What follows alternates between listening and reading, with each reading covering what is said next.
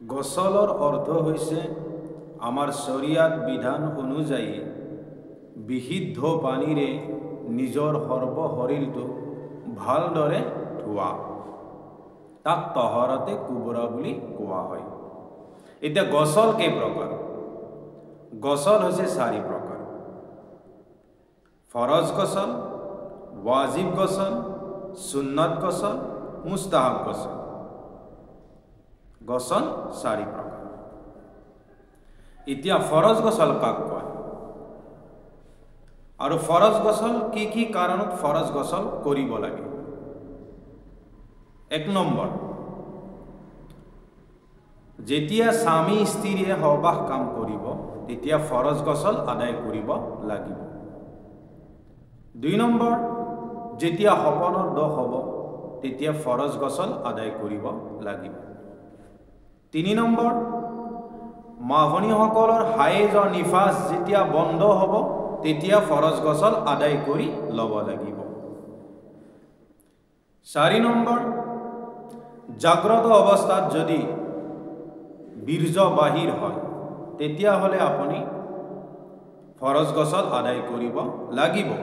এই 4টা কাৰণ যদি আপোনাৰ মোৰ দেখা দিয়ে তেতিয়াহ'লে আপোনাৰ মোৰ মাজত যদি 4টা কাৰণ পোৱা যাব তেতিয়াহ'লে আপুনি মই ফৰজ গছল আদায় কৰি ল'ব লাগিব। এটা গছলৰ ফৰজ কেইটা? গছলৰ ফৰজ হ'ল 3টা। 1 নম্বৰ, মুখত পানী লৈ গড়গড়াই দিয়া, পুৰা হল কোমলৈকে গড়গড়াই দিয়া 3 বাৰ, আৰু নাকৰ নৰম ঠাইলৈ পানী পৌঁছাই দিয়া 3 বাৰ। তাৰপিছত গোটেই সৰ্বশৰীৰটো ধোৱা। প্ৰথমে সৌ কান্ধত পানী ঢালিব লাগে, এইটো সুন্নত। হৈ গ'ল।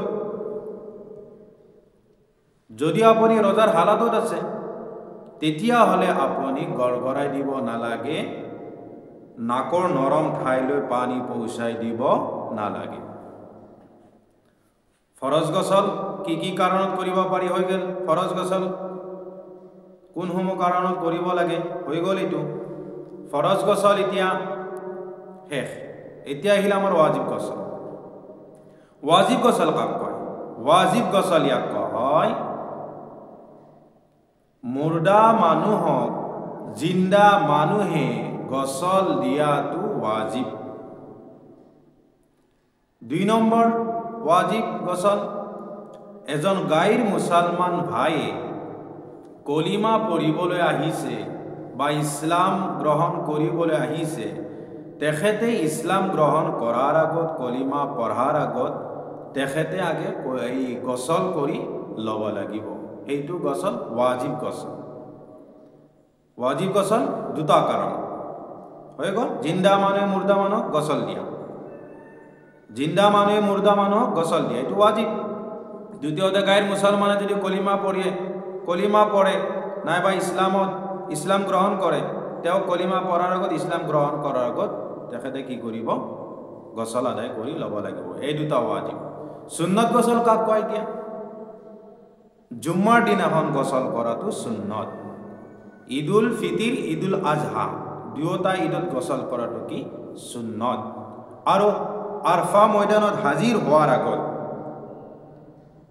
গছল কৰি হাজিৰ হোৱাটো সুন্নত। সুন্নত গছল শেষ। এবাৰ আহিলে মুস্তাহাব গছল কাক কোৱা হয়? মুস্তাহাব গছল ইয়াক কোৱা হয় সবে বৰত, সবে কদৰ। সবে বৰত আৰু সবে কদৰ ৰাতি গছল কৰাটো মুস্তাহাব। আপুনি যদি কিবা গুনাহৰ কাম কৰিছে, গুনাহৰ পৰা তওবা কৰিব, তওবা ইস্তিগফাৰ কৰাৰ কাৰণে আপুনি কি কৰিছে? গছল কৰিছে, সেইটো গছল মুস্তাহাব হয়। আৰু সেই গছল কৰি আপুনি যদি তওবা ইস্তিগফাৰ কৰে সেইটো গছলক মুস্তাহাব গছল বুলি কোৱা হ'ব। এতিয়া মোৰ ভাইসকল, যিয়ে ভালদৰে গছল আদায় কৰিব, আমাৰ আল্লাহৰ নবী সাল্লাল্লাহু আলাইহি ওয়াসাল্লামে কয়, যিজন ব্যক্তিয়ে ভালদৰে গছল আদায় কৰিব, যিজন ব্যক্তিৰ গছল কৰা শুদ্ধ হ'ব, সেইজন ব্যক্তিৰ মাথাৰ চুলিৰ গুৰিৰ পৰাই ভৰিৰ তললৈকে যিমানবোৰ সৰু সৰু গুনাহ আছিলে গছল কৰাৰ লগে লগে আল্লাহ পাক ৰব্বুল আলামিনে সেইজন ব্যক্তিৰ সমস্ত সৰু সৰু গুনাহবোৰ মাফ কৰি দিয়েছো। বুজি পাইছো? গছলৰ ইমানখিনি আল্লাহ পাক ৰব্বুল আলামিনে ফজিলত ৰাখিছে। আমাৰ বহুতো মানুহ এনেকুৱা আছে গছল কৰিব নাজানো, হয় না? মুছলমান সমাজত আছে, বহুত আছে এনেকুৱা মানুহ। কিছুমান ৬-৫টা ল'ৰা ছোৱালীৰ বাপাক মাক হৈ গ'ল, কিন্তু আজিলৈকে ভালদৰে গছল কৰিব নাজানে। আছে না নাই এনেকুৱা? কি হ'ব তেওঁলোকৰ জিন্দগী? জনে যি হালাতত মৰিব সেই হালাতত আল্লাহ পাক ৰব্বুল আলামিনে উঠাব কাল কিয়ামতৰ মাঠত। এনেকুৱা নাপাক অৱস্থাত যদি আপুনি মই দুনিয়াৰ পৰা বিদায় লৈ যাব লাগে এজন মুছলমান হৈ, তাতকৈ আৰু দুৰ্ভোগী আৰু কোন হ'ব পাৰে? কমচে কম এইখিনি কথা কমচে কম ভাই জানা দৰকাৰ। আনৰ ওচৰত যাই পেলেও শিকাটো আপোনাৰ মোৰ কাৰণে জৰুৰী হয়।